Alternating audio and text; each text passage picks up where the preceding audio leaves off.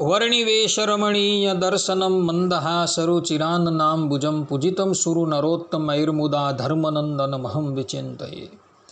असतो मा षड्गमय तमसो मा ज्योतिर्गमय मृत्युर्मा अमृतं गमयः। ओम शांति शांति शांति। अस्मद्गुरुसमारम्भां नाथयामुनमध्यमां लक्ष्मीवल्लभपर्यन्तां वंदे गुरु परंपरा। આજની જ્ઞાન સભાની અંદર પધારનારા બધા જ ભગવદ્ ભક્તોને વેદાંતાચાર્ય પુરાણ ઇતિહાસ આચાર્ય અમે ફિલોસોફી શાસ્ત્રી રાકેશભાઈના હેતપૂર્વક જય સ્વામિનારાયણ। ભક્તો, આજની આ જ્ઞાન સભાની અંદર આપણે બધા કુંડલપુર ક્ષેત્ર સંબંધી કથા જે છે એ શ્રવણ કરશું। આ કુંડલપુર ક્ષેત્ર જે છે એ ઇતિહાસની દ્રષ્ટિએ બહુ જ મહત્ત્વનું સ્થાન છે। શ્રીમદ ભાગવતના દસમ સ્કંદના ઉત્તરાર્ધની અંદર આ કુંડલપુર સંબંધી કથા જે છે એ જોવા મળે છે। કહેવાય છે કે જગત જનની માતા લક્ષ્મી એઓએ આ કુંડલપુર નરેશ ભીષ્મકને ત્યાં એમની પુત્રી રૂપે જન્મ લીધો હતો, ત્યારે એમનું નામ હતું રૂકમણી દેવી। રૂકમણી દેવી જે છે એઓએ ભગવાન શ્રી કૃષ્ણના ગુણ સાંભળી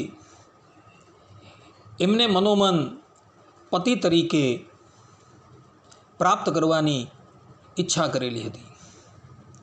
રૂકમણી દેવીના પિતા માતા બધા જ એવું ઈચ્છતા હતા કે અમારી પુત્રી રૂકમણીના લગ્ન શ્રી કૃષ્ણની સાથે થાય, પરંતુ રૂકમણીનો ભાઈ જે રૂકમી હતો એ આની અંદર વિઘ્ન કરતો હતો। એ એવું ઈચ્છતો હતો કે મારી બહેનના લગ્ન જે છે એ શિશુપાલની સાથે થાય, અને એણે લગ્નની તૈયારી કરી દીધી। અને એ વખતે શિશુપાલ જે છે એ જરાસંધ આદિક પોતાના મિત્રોને લઈને કુંડલપુર આવી પણ ચૂકેલો હતો। એ વખતે રૂકમણી દેવી એક બ્રાહ્મણના દ્વારા ભગવાન શ્રી કૃષ્ણને સંદેશો મોકલે છે, અને ભગવાન શ્રી કૃષ્ણ દારૂક સારથીને તથા એ બ્રાહ્મણને લઈને કુંડલપુર પધારે છે। અને કુંડલપુરની અંદર જ્યારે પ્રાતઃકાળે ભગવતી રૂકમણી દેવી ગૌરીનું પૂજન કરવા માટે જતા હોય છે, એવા જ સમયની અંદર ભગવાન શ્રી કૃષ્ણ રૂકમણી દેવીનું અપહરણ કરી લે છે, અને એને લઈને એઓ દ્વારકા આવે છે, અને દ્વારકામાં આવી એમનું પાણી ગ્રહણ કરે છે। આજે પણ કુંડલપુરની અંદર જે સ્થાન પર ભગવાન શ્રી કૃષ્ણએ રૂકમણી દેવીનું અપહરણ કરેલું હતું એ સ્થાન જોવા મળે છે। કુંડલપુરની અંદર વર્ધા નામની નદી છે, એ વર્ધા નામની નદીના કિનારે આ સ્થાન આવેલું છે, અને ત્યાં એક અંબિકા દેવીનું મંદિર છે, અને અંબિકા દેવીના મંદિરની અંદર રૂકમણી દેવી પૂજા કરવા માટે જાય છે, ત્યારે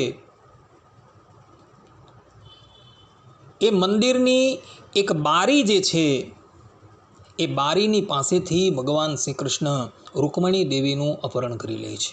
આજે પણ એ મંદિર પણ આવેલું છે, અને એ બારી જે છે એ પણ ત્યાં આવેલી છે, કે જ્યાંથી ભગવાન શ્રી કૃષ્ણએ માતા રૂકમણીનું અપહરણ કરેલું હતું। આ પ્રમાણે ભક્તો, આ કુંડલપુર શહેર જે છે એ ભગવાન શ્રી કૃષ્ણ અને રૂકમણી દેવીની લીલાસ્થલી છે, કારણ કે અહીં જ ભગવાન શ્રી કૃષ્ણએ રૂકમણી દેવીનું અપહરણ કરેલું હતું, અને ભગવાન શ્રી કૃષ્ણના સર્વપ્રથમ લગ્ન જે છે એ રૂકમણી દેવીની સાથે થયા હતા। તો જ્યારે પણ તમે મધ્યપ્રદેશની અંદર આવેલા કુંડલપુર જાઓ, ત્યારે અચૂક આ સ્થાનની ઉપર જજો। આ સ્થાનની ઉપર અંબિકા દેવીનું મંદિર છે, અને મંદિરની અંદર 4 ફૂટની માતા અંબિકાની મૂર્તિ જોવા મળે છે, અને આ મૂર્તિ જે છે એ રૂકમણી દેવીએ પૂજેલી છે। માટે તમે જ્યારે પણ કુંડલપુર જાઓ ત્યારે અવશ્ય આ મંદિરના દર્શન કરવા માટે જજો. આટલું કહીને હું મારા પ્રવચનને અહીં વિરામ આપું છું. સર્વે સંતુ નિરામય સર્વે સુખીનો ભવંતુ સર્વે ભદ્રાણી પશ્યંતુ માં કશ્ચિત દુઃખ ભાગ ભવેત અસ્તુ. જય સ્વામિનારાયણ.